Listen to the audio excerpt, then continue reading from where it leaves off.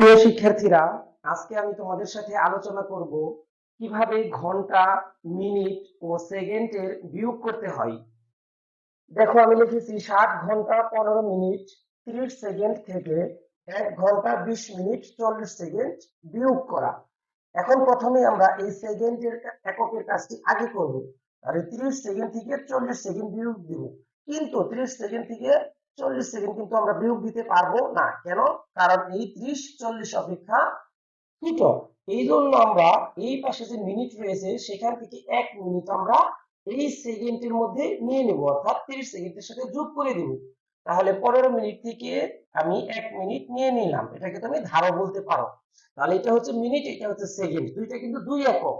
তাহলে দুইটাকে এক এককে পরিণত করতে হবে, অর্থাৎ মিনিটকে সেকেন্ডে রূপান্তর করতে হবে।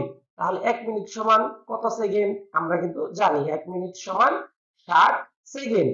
তাহলে 60 আর হচ্ছে এই 30 সেকেন্ড আমরা কি করে দিব, যোগ করে দিব।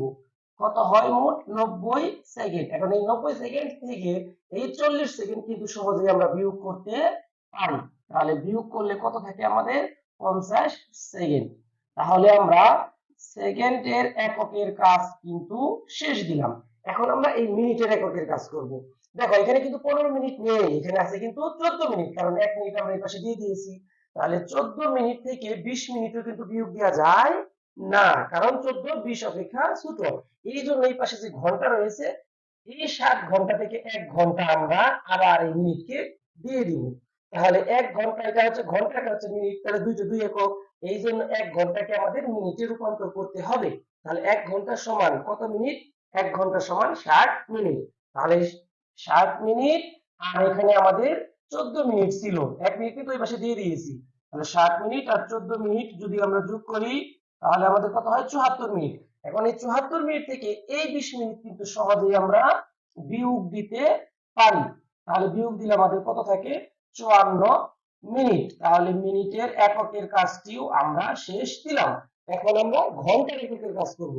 এখানে কিন্তু আমাদের 7 ঘন্টা নেই, আছে কয় ঘন্টা? 6 ঘন্টা, কারণ 1 ঘন্টা এই পাশে আমরা দিয়ে দিয়েছি।